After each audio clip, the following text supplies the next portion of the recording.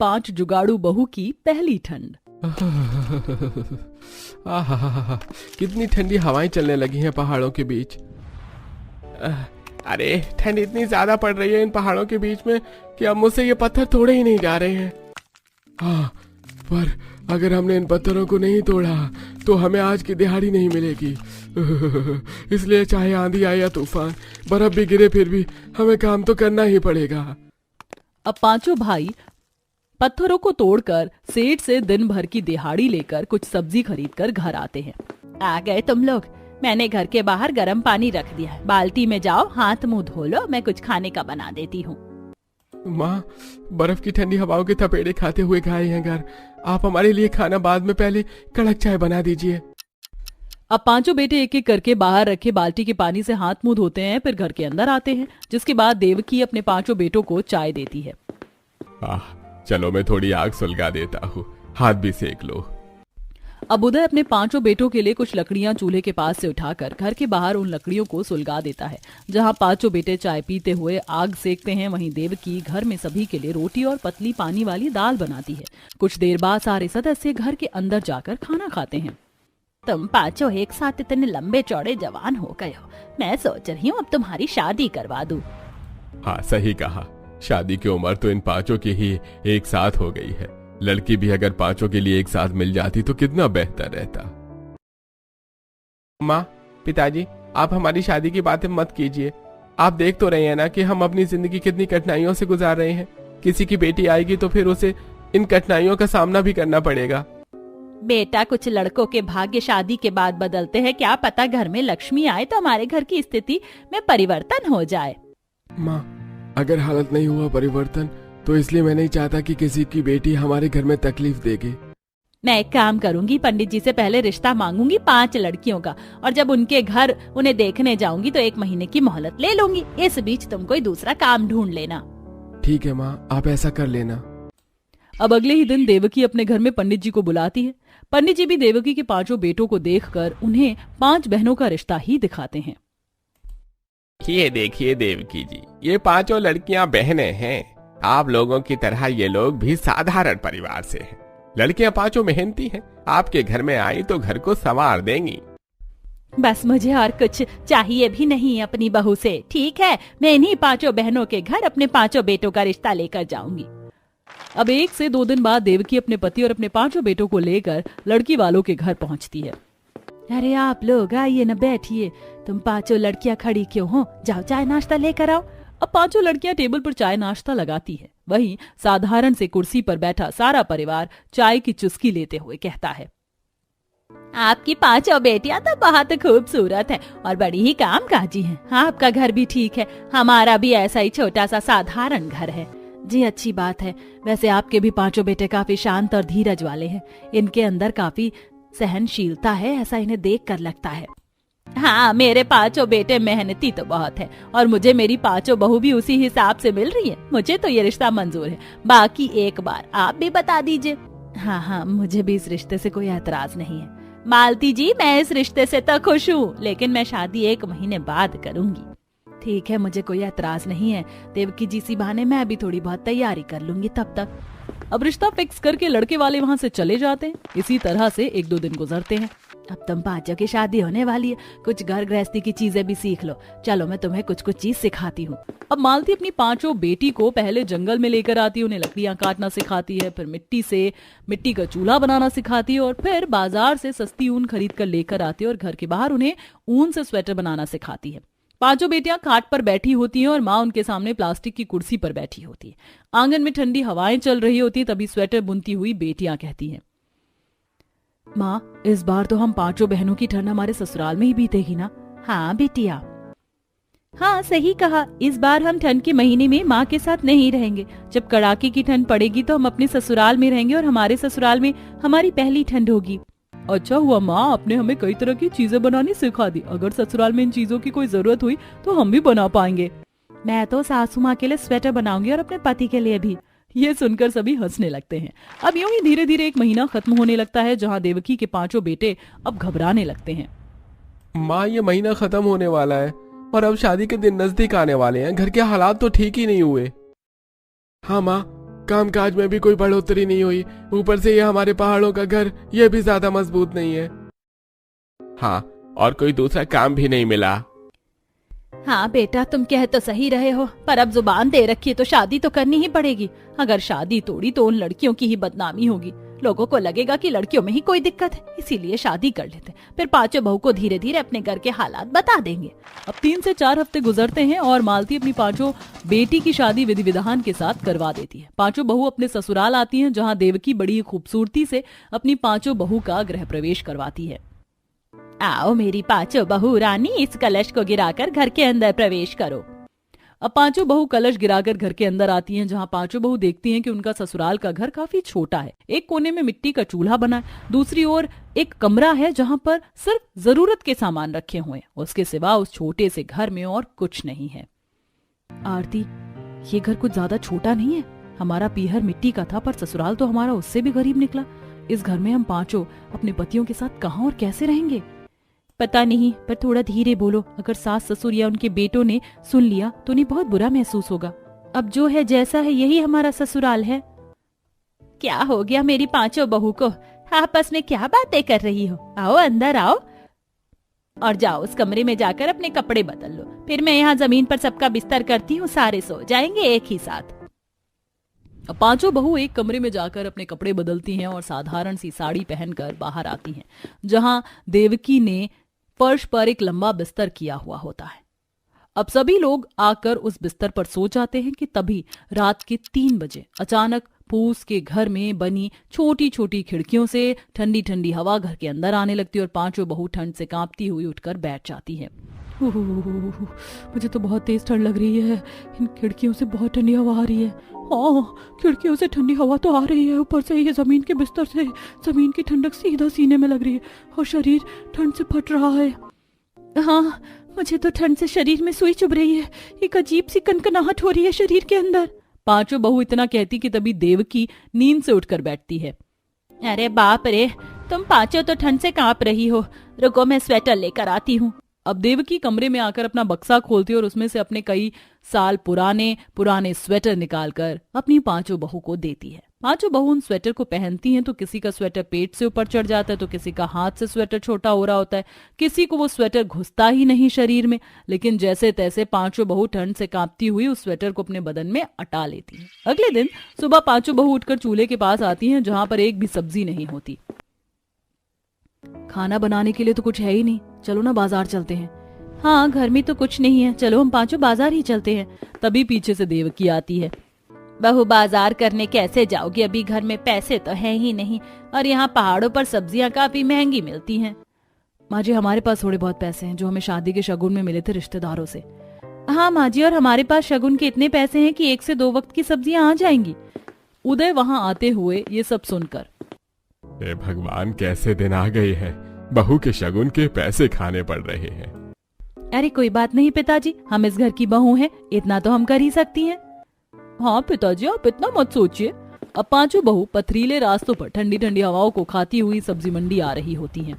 बाप रे, इन पहाड़ों पर कितनी ठंडी हवाएं चल रही हैं, ऊपर से ये पथरीले रास्ते, ये तो और भी ज्यादा कठिनाइयों भरे हैं। अगर थोड़ा सा भी पैर फिसला तो सीधा खाई में जाकर गिरेंगे हम। हाँ, सही कहा तुमने, एक तो हमारा ससुराल ऐसे पहाड़ों पर है, ऊपर से ऐसे पहाड़ों पर भी हमारे ससुराल वालों का घर पक्की ईंटों का ना होकर फूस का है। कितनी सर्दी लग रही है रात में। हाँ, सही कहा तुमने, पर कोई बात नहीं, अब जो है जैसा है यही हमारा ससुराल है। अब सब्जी मंडी से कुछ सस्ती सब्जियां खरीद कर पांचों बहू अपने घर आती हैं। फिर चूल्हा जोड़कर एक बहू सब्जी बनाती है, दूसरा आटा गूंथती है और तीसरी सिलबट्टे पर मसाला पीसती है, और 2 बहू घर के बाहर जूठे बर्तनों को धोती हैं।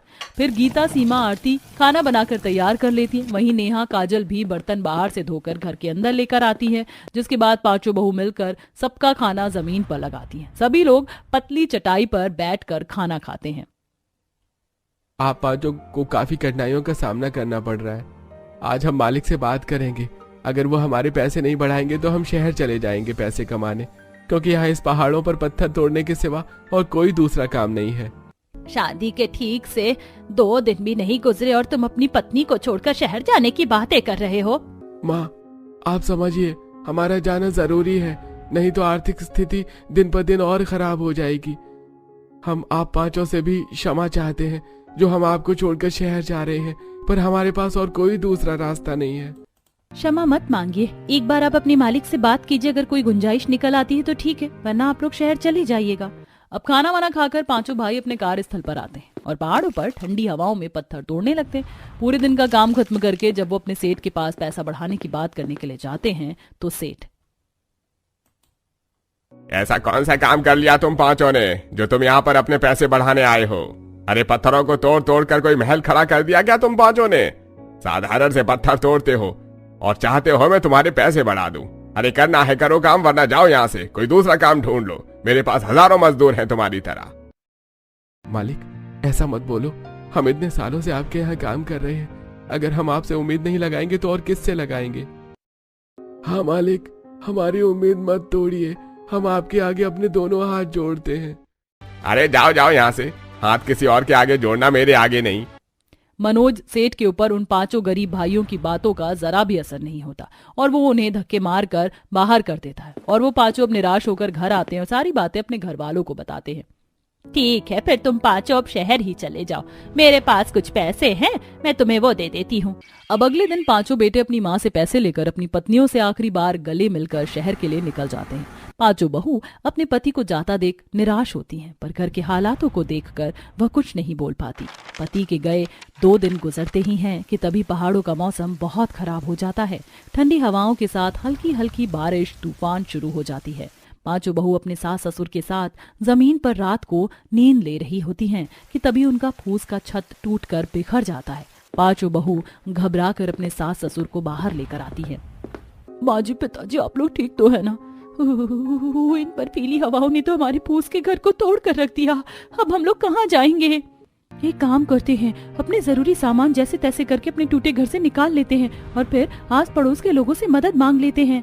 अब पांचों बहू अपने टूटे घर में से अपने जरूरी सामान का मोटरी बनाकर अपने सर पर रखकर बाहर आती हैं।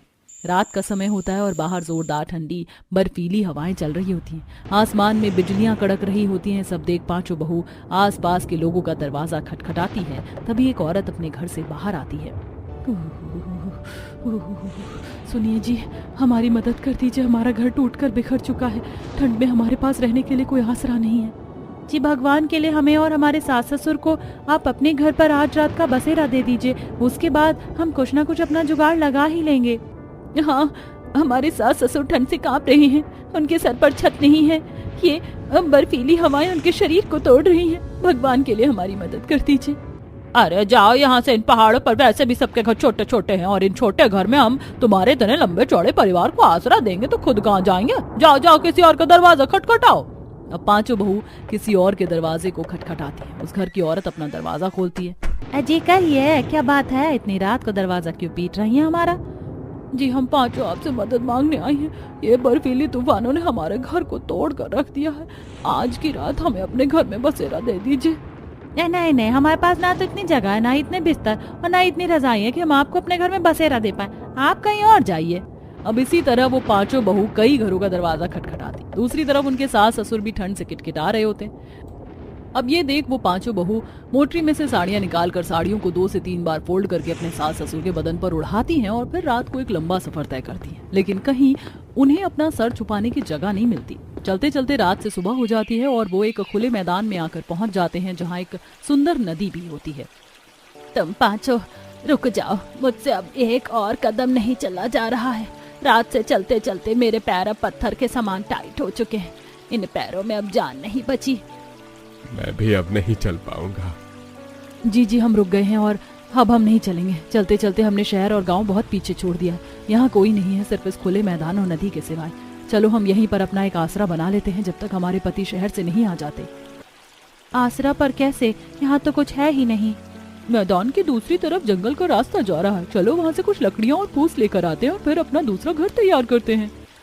अब पांचों बहू अपने सास ससुर को खुले मैदान में धूप की तपन में बिठाकर जंगल के रास्ते पर निकल पड़ती हैं और जंगल में आकर लकड़ियों को चुनती हैं और सर पर मोटी मोटी लकड़ियां लाद कर अपने सास ससुर के पास आती हैं और फिर उसी खुले मैदान में सुबह से शाम तक मेहनत करके वो पांचों अपना लकड़ियों का छोटा सा घर बनाकर तैयार कर लेती हैं और अपने सास ससुर को लाकर घर में बिठाती हैं। हमारा ये छोटा सा घर तो बनकर तैयार हो गया, पर हमें खाने के लिए भी तो कुछ करना होगा ना। माँ जी, पिताजी ने कल रात से ही कुछ नहीं खाया है। हाँ चलो मिट्टी का चूल्हा बना लेते हैं, जैसे हमें हमारी माँ ने भी सिखाया था। ठीक है, तुम दोनों मिट्टी का चूल्हा बना लो, हम तीनों जाकर जंगल से कुछ जंगली साग तोड़कर लेकर आते हैं। अब नेहा और काजल मिलकर अपने घर के बाहर मिट्टी का 2 मुंह चूल्हा बनाने लगती हैं। वहीं तीनों बहू जंगल में आती हैं और जंगल में कई जगह भटकती हैं। तब जाकर उन्हें एक जगह जंगली बथुए का साग नजर आता है। अरे आरती, देखो उस तरफ कितना सारा जंगली बथुआ उगा हुआ है। दूसरी तरफ गीता एक जंगली साग को सूंघ रही होती है। अरे गीता, तुम ये क्या कर रही हो? साग को नाक में क्यों घुसा रही हो? अरे आरती, मैं इसे घुसाकर देख रही थी और तुम्हें पता है ये बाजरे का साग है। चलो हम इसे भी तोड़ लेते हैं। आज बथुआ का साग और बाजरे की रोटी बनाकर हम लोग रात में खा लेंगे। अब तीनों बहू तरह तरह के साग को तोड़कर घर आ रही होती हैं कि तभी उन्हें रास्ते में पीतल की जालीदार तार फेंकी हुई नजर आती है। गीता उस तार को उठाती है। अरे ये तार तो पीतल की है। इस पीतल के तार से हम ठंड से बचने का जुगाड़ लगा सकते हैं। कैसे जुगाड़ गीता? आरती, सीमा, इस तार से हम देसी हीटर बना सकते हैं। मिट्टी का मुझे बनाना आता है। चलो घर चलकर बताती हूँ। अब उस पीतल के तार को उठाकर तीनों घर आते हैं। आ गई तुम तीनों, आओ अंदर बैठो। बहुत बुरा लग रहा है कि मेरी 5 बहू की उनके ससुराल में ये पहली ठंड इतनी कठिनाइयों से गुजर रही है। तुम्हारे पति भी नहीं है यहाँ। सही कहा। हमारी 5 बहू ने कभी नहीं सोचा होगा उनका ससुराल इतना गरीब है। पति भी नहीं है यहाँ तुम्हारे। अरे माँ जी, पिताजी, कोई बात नहीं। पति भी तो काम के सिलसिले से ही बाहर गए हैं ना, और उनकी गैर हाजिरी में हमारा सबसे बड़ा कर्तव्य है आपकी देखभाल करना। और देखिए ना, हमें जंगल से बाजरा और ये जंगली बथुआ का साग मिल गया है। हम इसे आज रात बना कर खाएंगे और साथ ही हमें ये पीतल की तार भी मिली है। इससे हम आप दोनों के हाथ सेकने के लिए देसी जुगाड़ से हीटर भी बना देंगे। अच्छा बहू, अगर ऐसा हो जाएगा तब तो बहुत अच्छी बात है। वैसे भी इन लकड़ियों के खांचे से घर के अंदर बहुत सर्द हवाएं आ रही हैं। ठीक है, जाओ तुम हीटर बना दो, तब तक मैं सबके लिए खाना बना देती हूँ। अब तीनों बहुएं मिलकर खाना बनाती है। वहीं गीता आरती नदी के पास बैठकर वहीं से थोड़ी मिट्टी कुरेद कर उन्हें सूखे पत्तों में लपेटकर एक मोटा पेस्ट तैयार करती हैं और फिर उस मिट्टी को एक गोल कटोरे का आकार देती हैं और फिर उसके ऊपर वो पीतल का जालीदार तार लगाकर नीचे से एक छोटा होल बनाती हैं ताकि हवा आर पार हो सके और उसे धूप में रख देती हैं। तब तक तीनों बहू खाना बना लेती हैं, जिसके बाद पूरा परिवार बैठकर जमीन पर खाना खाता है। अरे काजल, नेहा, सीमा, तुम तीनों ने तो ये बथुए का साग और बाजरे की रोटी बहुत स्वादिष्ट बनाई है। हाँ सही कहा, और सर्दियों के लिए तो ये सब खाना बहुत सही होता है। हाँ माँ जी, हमारी माँ भी हमें सर्दियों में यही सब बनाकर खिलाती थी। अब सभी के खाना खाने के बाद 5 बहू बर्तन लाकर ठंड में नदी के पास धोती हैं, जिससे उनके हाथ ठंडे हो जाते हैं। ये देख गीता अपने देसी हीटर में कुछ लकड़ियों को घुसाकर जलाती है, जिसे पूरा परिवार सेकता है। बहू, ये देसी हीटर का जुगाड़ तो बहुत कमाल है। इससे तो काफी गर्मी मिल रही है। सही कहा, इसे बनाने में तो बिजली की भी जरूरत नहीं लगी और हाथ भी सिक गए। इस तरह अब रात को भी गीता वो हीटर जला देती है। वैसे अब शरीर में अच्छी खासी गर्माहट आ गई है। चलिए अब हम लोग जमीन पर बिस्तर करके सो जाते हैं। हाँ, मैं काम करती हूँ, देसी हीटर को भी बिस्तर से थोड़ी दूर पर रख देती हूँ।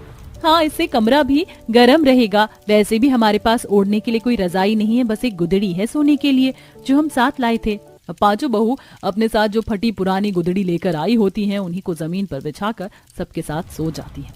लेकिन जैसे जैसे मिट्टी के हीटर की आग खत्म होती है, घर चारों तरफ से ठंडा हो जाता है और पूरा परिवार ठंड से कांपने लगता है।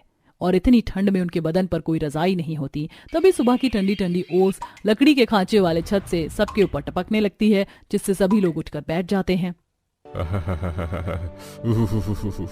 अरे कितनी ठंड हो रही है घर में। चारों तरफ से ठंडी हवाओं के साथ ओस की बूंदें गिर रही हैं। हमने ये लकड़ी का घर बना तो लिया, पर इस घर में रहकर भी हमारी ठंड कम नहीं हो रही। ऊपर से ना ही हमारे पास पहनने को स्वेटर है और ना ही ओढ़ने को रजाई। सही कहा, वैसे हमारी माँ ने तो हमें स्वेटर बनाना सिखाया था, पर हमारे पास ना तो ऊन है ना ही पैसे। सुनो, चलो कुछ चूने और सीमेंट का बंदोबस्त करके आते हैं, जिससे हम घर के सभी खांचे को चारों तरफ से बंद कर देंगे। पर सीमेंट खरीदने के लिए पैसे कहाँ है हमारे पास?